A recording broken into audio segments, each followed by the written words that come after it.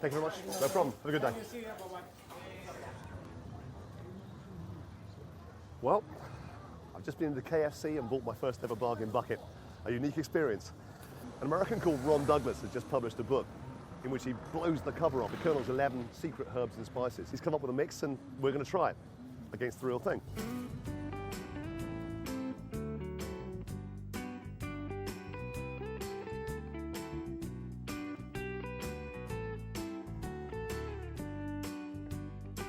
These are the two spice mixes we're going to be working with. This is the American suggestion about what the Colonel's 11 famous herbs and spices might be, and this is a sort of slightly British take on it that we worked out.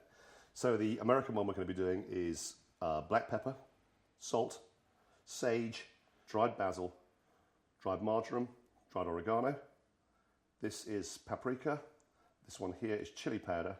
This is dried onion flakes. Now, it was supposed to be onion powder, difficult to get in the UK, but these things aren't too tough to find, and I think they'll grind up really nicely. This is garlic powder, and this in the middle is the big controversial ingredient, 2 tablespoonfuls of MSG. This is sold as Ajinomoto, or Japanese super seasoning or flavour powder. Most of the Japanese supermarkets have it now, but you can find it in other places too. I've got no problem with this. I really think it's an excellent ingredient, and it really does punch up the flavour. So this is our more English-inspired spice mix. This comes from a variety of suggestions from Johnny the Goat, City Cass, West Ham Dan, Simon Pyman, and Toad Juggler, and we've sort of mixed and matched with some ideas of our own. So working around here, we've got celery seed.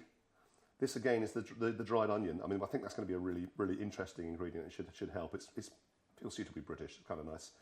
Black pepper, white pepper for the sort of aromatic edge to that. Paprika, but we've gone for a bit of smoked paprika. Just the idea of getting a little extra woof of smoke in there will be kind of nice. English mustard powder, yes. Kind of deviling idea, like a bit of deviling chicken going on. Sage, we're going to have a herb, nice English sage, good idea. And then we've got salt, and this is sugar. Should give it a little punch. The ingredients are going into a grinder here, like this. Oh God, this is going to be messy, isn't it? How lovely.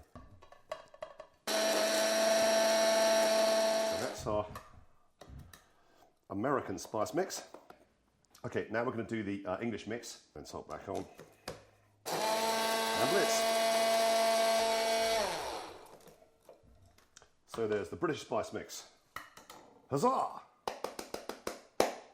And we need to use those to make a seasoned flour. About that much flour. In goes the gunge. Stir up and pour it out. So most of the recipes we looked at, and in fact most of those recommended by the word of mouth posters, suggested marinating the chicken overnight. I'm not sure if KFC do that. We haven't been able to find that one out, but we'll give them the benefit of the doubt. So I've marinated all the chicken overnight. And we've done it in milk.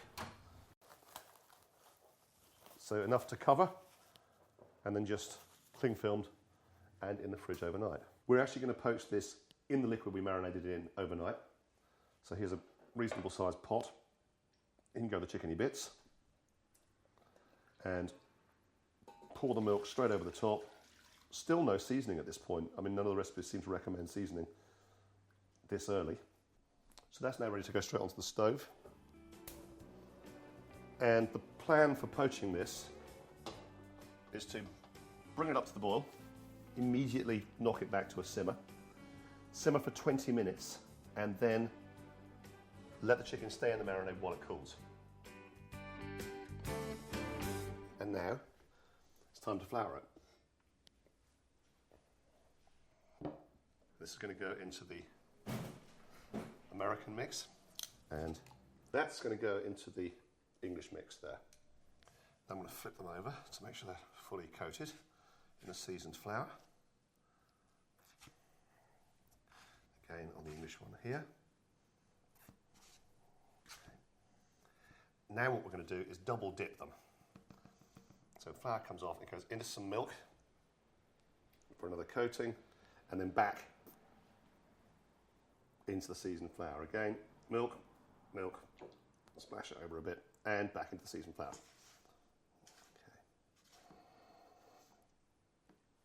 And now, with a bit of a shake, these are ready to go into the oil. Oh, what a lovely sound. I don't think there's any real danger of cross-contamination between the two. And then down into the oil. And switch on the timer. And I reckon that's going to go for about 2 minutes. We'll see it then. It's been 2 minutes.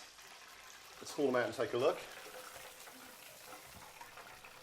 That's looking pretty crisply coated. So we'll let that drain for a couple of seconds. One thing the Colonel doesn't get a chance to do, and we do, is use paper towel. Lots and lots of it. So we can actually dry it right the way off and make sure it stays crisp. So here we go. Here's our 2 pieces. Pat them a little bit. These are going to be very, very hot. So for comparison purposes, we now have Mr. Douglas's version of the Colonel's recipe, the Colonel's recipe from the bucket, and the word of mouth reader's special English recipe. So here we are, testing time. So let's give it a go. You can see the KFC one, the coating is, as somebody memorably described it, possibly Mr. Douglas, very gluey. But let's give it a go. Lovely, nice umami flavour. The chicken's got a slightly foully, greasy edge to it, which I'm not liking that much. I'm prepared to believe there's a lot of MSG in that though, because you're getting a big umami hit off it. Also, perhaps because these pieces are cut when frozen, it may be that reason they've got a very good coverage of skin, which I think is more difficult for us to achieve. So, on to the next piece. This is the crucial one. This is Mr. Douglas's special. So, this is the set of ingredients that he believes replicates the Colonel's best. As you can see, skin stayed on here. We've got a different kind of adhesion of that crisp outer layer, and our layer is thinner, even though I double dipped it. But, God, it's hot. Oh.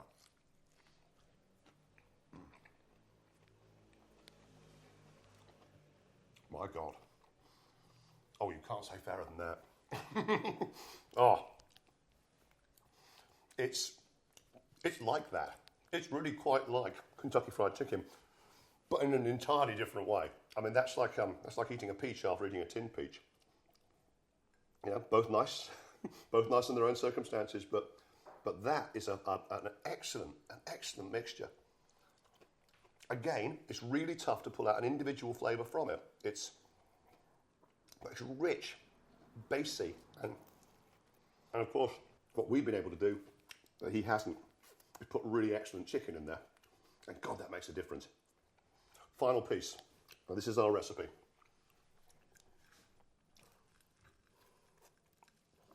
Okay, again, a thin, more friable coat, and it's not stuck so well to the meat,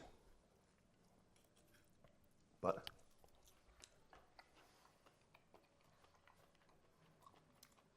interesting, much lighter flavours. All of those green herbs that were in there are giving it that kind of, I don't know, middle layer of flavour, and adding bulk to the flavour. This is all kind of high notes. It's peaky, tweaky, but very delicious. I'm going to be forced to conclude that actually fried chicken is a bit like Woody Allen said sex and pizza were. You know, even when it's really bad, it's pretty damn good. But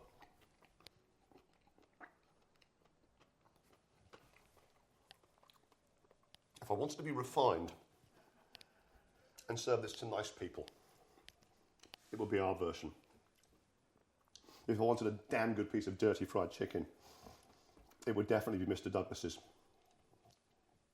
KFC, I love you. I'll tell you what, there is one thing they do better than the rest of us. They do give you these little wipes to clean up your fingers. So until I can get that cracked for these, I think the KFC's got a little edge there. But no, well done, Mr. Douglas.